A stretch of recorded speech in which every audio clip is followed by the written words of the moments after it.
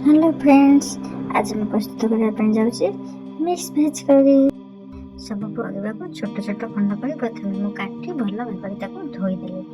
भेज मिक्स परिवा को सब छाणिक हुए, सब तो छणा परिवा भूल आज मुझे भाजिकी सब करुचे।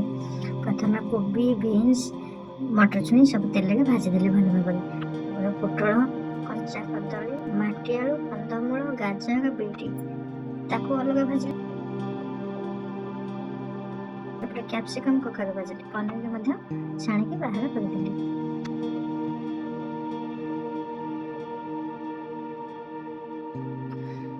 सब परिवा गुड़िक भाजी होगा, पनीर छड़ा होगा, मसला रेडी होगा।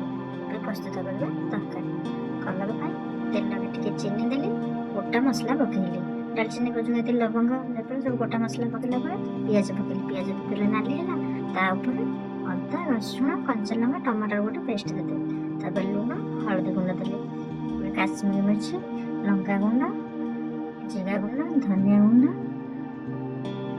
कड़ी पाउडर दे मसला टे भल भाव कषिली। मसला तेल भागी आसला, काजू चारमगज बटा पकई कषिली। काजू चारमगज बटा बेस कषि हेना कहीं से पोड़ प्रथम टाण परिवा गुड़े पकईली। कंदमूल, माटी आलू, साग, आलू ताको बसई भल भाव कषिली। कषिला बीन्स, मटर छुई, फुलकोबी, झुड़ंग जितक सब ग्रीन पकई आसी पकड़े कषिगला।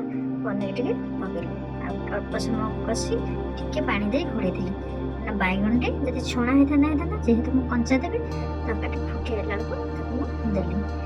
गरम पानी तरकारी देली, टे बादाम मझी पकईदे।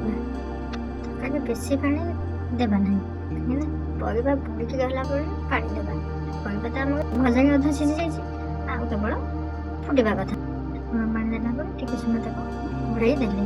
प्रथम कड़े के करी जेहतु जगह है ना पुणी डेक्ची की उचाड़ी फुटे आसला तरकारी फुटीगला। डालचीनी गुजुराती गोलमरिच जायफल टे पाउडर कर देवे, देखिए बास्ना केते बढ़िया आसो। प्रस्तुत होगा मिक्स भेज।